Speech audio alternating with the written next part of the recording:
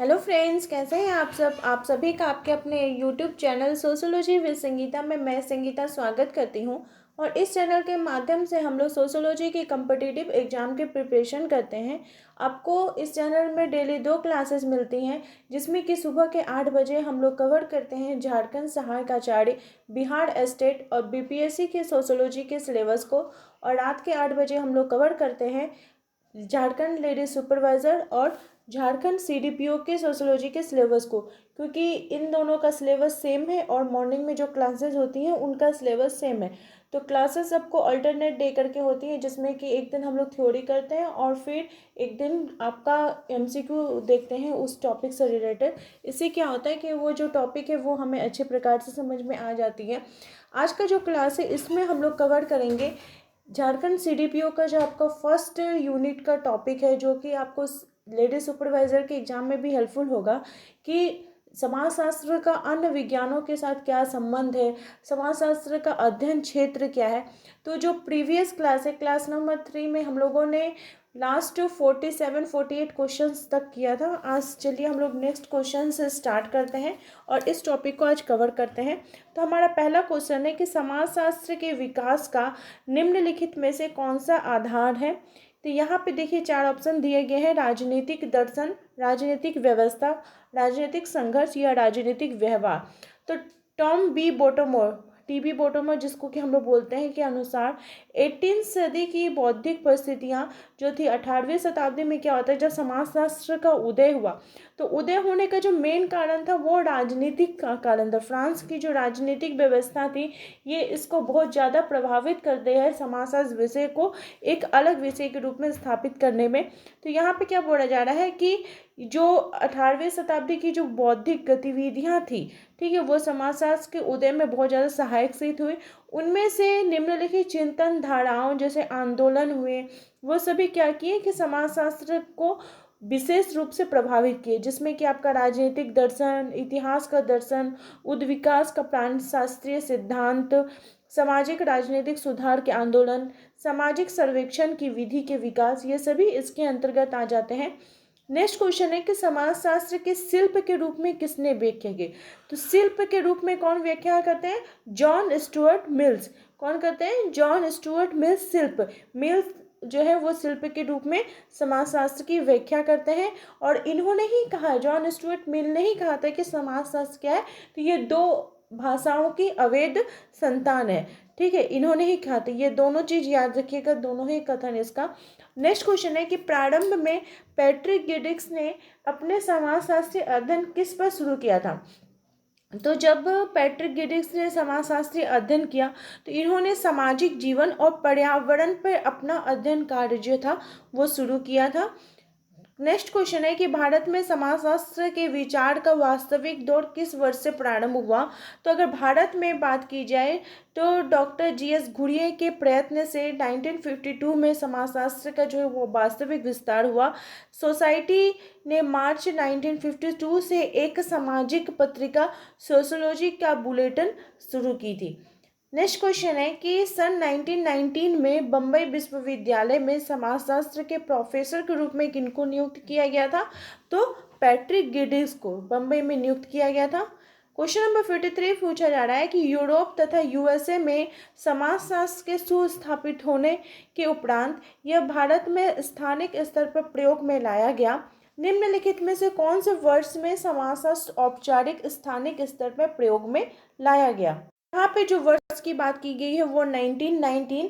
समाजशास्त्र विषय का संस्थागत रूप में उद्भव एवं विकास 19वीं शताब्दी के चौथे दशक में अगस्त कॉम्ट द्वारा 22 सितंबर को 1838 में किया गया। ठीक है, तो हम लोग तो जानते हैं कि समाजशास्त्र के जनक कौन है, अगस्त कॉम्ट जी हैं। उन्होंने समाजशास्त्र की स्थापना कब की? तो 1838 में। लेकिन यहाँ पे आपको एक नया चीज़ देखने को मिल रहा है कि उन्होंने कब किया था, तो 19वीं शताब्दी के चौथे दशक में 22 सितंबर को किया था। अगर इस प्रकार का क्वेश्चन आपको पूछता है तो आप इसका आंसर दे सके, एक्यूरेट आप इसका डेट को दे सकेंगे। जिसे पहले इन्होंने सामाजिक भौतिकी कहा था, क्या कहा था? सोशल फिजिक्स किया था, लेकिन फिर बाद में इन्होंने इस नेम को चेंज कर दिया। भारत में समाजशास्त्र का अध्ययन बम्बई विश्वविद्यालय में 1914 में अर्थशास्त्र विषय के साथ प्रारंभ किया गया, लेकिन बोला जा रहा है 1919 में पैट्रिक गिडिस की अध्यक्षता में इसका एक अलग विभाग, एक अलग विषय के रूप में फिर इसकी पढ़ाई शुरू की गई। नेक्स्ट क्वेश्चन है कि निम्नलिखित समाज विचारकों ने समाजशास्त्र के विकास में योगदान किया है। इन समाज विचारकों का काल क्रमानुसार क्रमबद्ध कीजिए और उत्तर का सही कूट का चयन करने के लिए बोला जा रहा है। तो काल क्रमानुसार तो सबसे पहले कौन आ जाएंगे? अगस्त कॉम्टे जी, क्योंकि ये तो इसके जनक है। ठीक है, तो इनका डेट आप लोग याद रखिएगा, डेट जो इनका लिखा हुआ है इसको नोट कर सकते हैं। पहले अगस्त कॉम्ट, फिर कार्ल मार्क्स, फिर जॉर्ज सीमेल, फिर टालकट पार्सन, क्योंकि इन चारों का नाम दिया है तो इस हिसाब से आप सजा सकते हैं। इनके जगह पे कोई अगर अलग अलग थिंकर रहे तो फिर उस हिसाब से आपको देख कर करना होगा। नेक्स्ट क्वेश्चन है, क्वेश्चन नंबर 55 पूछा जा रहा है कि समाजशास्त्र के व्यवहारिक स्कूल के विकास में निम्न समाजशास्त्रियों के योगदान के आधार पर उन्हें क्रम दीजिए और उत्तर का सही कूट का चयन कीजिए। ठीक है, तो आपका ऑप्शन नंबर बी जो है वो हो जाएगा। तो यहाँ पे वही काल क्रमानुसार बोला गया है। सबसे पहले अगस्त कॉम्ट, फिर हर्बर्ट स्पेंसर, उसके बाद आपके रेडक्लिफ ब्राउन आ जाएंगे, फिर मेलिनोवस्की जी आ जाएंगे। नेक्स्ट क्वेश्चन है कि समाज और सामाजिक संबंधों के विषय में, तो ये कथन मैकाइवर एवं पेज का है। समाज और सामाजिक संबंधों का जाल है, समाज से सामाजिक संबंधों को विषय में है। ठीक है, ये इनका मैकाइवर तथा पेज का कथन है। क्वेश्चन नंबर 57 पूछा जा रहा है कि समाजशास्त्रीय समाज का अध्ययन दो स्तर पर करते हैं, तो वो कौन सा करता है? तो जितने भी समाजशास्त्री हैं वो जो समाजशास्त्र का अध्ययन करते हैं वो उनका जो दो स्तर, एक सूक्ष्म स्तर होता है, एक बृहद स्तर होता है। ठीक है, इसी के लिए ही ना तो मर्टन जी बोल रहे थे कि नहीं, या तो बहुत बड़ा सिद्धांत हो जा रहा है या फिर जो समाजशास्त्र का सिद्धांत है वो बहुत छोटा हो जा रहा है, इसलिए हम लोग को मिडिल कोई सी थ्योरी को अपनाना चाहिए। मिडिल रेंज थ्योरी के ऊपर वे जोड़ देते हैं। क्वेश्चन नंबर 58 पूछा जा रहा है कि औद्योगिक समाजशास्त्र का अभ्युदय किसके साथ संबंधित है? तो औद्योगिक समाजशास्त्र का जो उदय वो वैज्ञानिक प्रबंध सिद्धांत के साथ संबंधित है, जो कंपनियों के अंदर मानव संबंधों का अध्ययन करता है। नेक्स्ट क्वेश्चन है कि समाजशास्त्र के बारे में कौन सा कथन सही है? तो समाजशास्त्र एक अमूर्त सैद्धांतिक विज्ञान है। समाजशास्त्र में ये जो कथन ये सत्य है। सामाजिक संबंध स्वयं में अमूर्त होते हैं, अतः उसके अध्ययन की जो विधि होती है वो भी अमूर्त सिद्धांत पर आधारित होती है। क्वेश्चन नंबर 60 पूछा जा रहा है कि किसने समाजशास्त्र की विषय वस्तु को सामाजिक स्वरूप शास्त्र, सामाजिक शरीर क्रिया विज्ञान एवं समाजशास्त्र में विभाजित किया है? तो वो कौन हो जाएंगे? आपके इमाइल दुर्खैम जी हो जाएंगे। क्वेश्चन नंबर 61 पूछा जा रहा है कि सामाजिक आकृति विज्ञान, सामाजिक शरीर शास्त्र एवं सामान्य समाजशास्त्र के रूप में समाजशास्त्र की विषय वस्तु को किसने बांटा है? तो इमाइल दुर्खैम जी ने बांटा है। नेक्स्ट क्वेश्चन है कि समाजशास्त्र के क्षेत्र में नियमहीनता की अवधारणा का निम्नलिखित में से विद्वानों के किस में युग्म के साथ प्रयोग किया गया है? तो ये जो किसने प्रयोग किया है? तो दुर्खैम एवं मर्टन जी ने।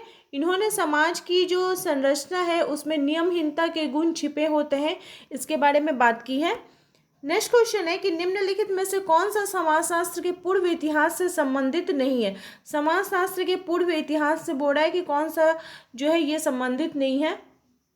तो इसका ऑप्शन आपका ई जो औद्योगिक क्रांति है ये समाजशास्त्र के पूर्व इतिहास से संबंधित नहीं है, क्योंकि 18वीं शताब्दी के उत्तरार्ध में यानी कि 18वीं शताब्दी के बाद में और 19वीं शताब्दी के पूर्वार्ध में कुछ पश्चिमी देश जैसे विशेषकर जो इंग्लैंड थे उसमें तकनीकी, सामाजिक, आर्थिक और सांस्कृतिक स्थिति में बहुत बड़ा बदलाव आया और इसी बदलाव को क्या बोला जाता है? तो औद्योगिक क्रांति बोला जाता है।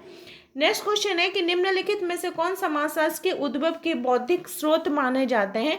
तो समाजशास्त्र के उद्भव के लिए आपका जो बौद्धिक स्रोत की अगर बात की जाए तो इतिहास का दर्शन और सामाजिक सर्वेक्षण ये दोनों हो जाएंगे।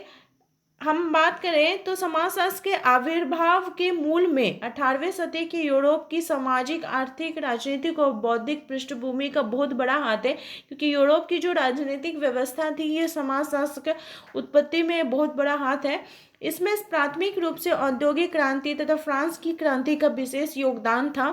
सामाजिक कारक जैसे फ्रांसीसी क्रांति और औद्योगिक कारण ही जो थी वो बौद्धिक कारक को आगे निर्धारित करता है। समाजशास्त्र उद्भव में बौद्धिक स्रोत का विशेष योगदान रहा है। इसके अंतर्गत आपका जो सामाजिक सर्वेक्षण पद्धति है, सांख्यिकी पद्धति है, ऐतिहासिक पद्धति है, ये सभी इसी के अंतर्गत आ जाएंगे। क्वेश्चन नंबर 65 पूछ रहा है कि समाजशास्त्र के प्रादुर्भाव के लिए कौन सी मुख्य घटना जिम्मेदार है। तो फ्रांस की राजनीतिक क्रांति भी जिम्मेदार है, औद्योगिक क्रांति भी जिम्मेदार है। यहाँ पर अगर आपको बौद्धिक क्रांति भी दिया रहता है तो वो भी इसके लिए जिम्मेदार मानी जाती, जबकि ऑप्शन में नहीं है तो ऑप्शन हम ए और बी इसका सही मानेंगे। नेक्स्ट क्वेश्चन है कि समाजशास्त्रीय परिप्रेक्ष्य का केंद्र बिंदु क्या है। तो समाजशास्त्री जो परिप्रेक्ष्य यानी समाज जो सोशोलॉजी का पर्सपेक्टिव है तो वो क्या करता है, तो व्यक्तियों के मध्य संबंधों का प्रतिमान है। ठीक है। नेक्स्ट क्वेश्चन है कि किस देश में समाजशास्त्र शब्द का प्रतिपादन हुआ था। तो समाजशास्त्र शब्द का प्रतिपादन कहाँ हुआ था, फ्रांस में हुआ था। प्रत्यक्षवाद और प्रत्यक्षवादी दर्शन के जन्मदाता कौन है, तो अगस्त कॉम्ट जी हैं, जिन्हें समाजशास्त्र का पिता कहा जाता है। वे फ्रांस के निवासी थे। कॉम्ट ने ही सोशियोलॉजी शब्द की रचना 1838 में की। कब की, तो 22 सितंबर को की। इससे पहले उन्होंने इसका नाम सामाजिक भौतिकी रखा था। यद्यपि भी वे पहले व्यक्ति नहीं थे जिन्होंने समाज के बारे में समाजशास्त्रीय ढंग से विचार किया। इसके पहले इनके जो गुरु थे सेंट साइमन, उन्होंने भी इस समाज के बारे में सोचे विचारे, लेकिन उनका जो विचार था वो उस हिसाब से नहीं था। इन्होंने ही गणित शास्त्र को प्रथम और समाजशास्त्र को अंतिम स्थान दिया है, और उन्होंने ही समाजशास्त्र को सभी विज्ञानों की महारानी भी कहा है। नेक्स्ट क्वेश्चन है कि अगस्त कॉम्ट द्वारा समाजशास्त्र नाम किस वर्ष दिया गया, तो 1838 में। देखिए कितने सारे ईयर में ये क्वेश्चन आपसे पूछा गया है। समाजशास्त्र के संस्थापक कौन है, तो अगस्त कॉम्ट। समाजशास्त्र का जन्म से पूर्व नाम क्या था, तो सामाजिक भौतिकी। सामाजिकी कहाँ यहाँ प्रकट होती है, तो कहाँ प्रकट हुई थी, यूरोप में हुई थी। नेक्स्ट क्वेश्चन है कि मानव समाज के वैज्ञानिक अध्ययन के लिए सोशियोलॉजी शब्द का सर्वप्रथम प्रयोग किनके द्वारा किया गया था, तो अगस्त कॉम्ट जी के द्वारा। समाजशास्त्र का कौन सा उपागम सामाजिक व्यवस्था से संबंधित है, तो यह आपका प्रकार्यात्मक जो उपागम है ये समाजशास्त्रीय व्यवस्था से संबंधित है। नेक्स्ट क्वेश्चन हम लोग देखते हैं, समाजशास्त्र का शाब्दिक अर्थ क्या है, तो समाज का विज्ञान। क्या है, समाज का विज्ञान। समाजशास्त्र क्या है, तो ये सामाजिक विज्ञान है। नेक्स्ट क्वेश्चन है कि 1876 में अमेरिका के येल विश्वविद्यालय में समाजशास्त्र का अध्ययन किसके निर्देशन में आरंभ किया गया। अमेरिका का येल विश्वविद्यालय की बात की जाएगी तो समनर जी की अध्यक्षता में इसका अध्ययन स्टार्ट किया गया था। कब, तो 1876 में, और वे अपने जीवन के अंतिम 2 वर्षों में अमेरिकी समाजशास्त्री परिषद के अध्यक्ष भी रहे थे। ये चीज भी याद रखिएगा।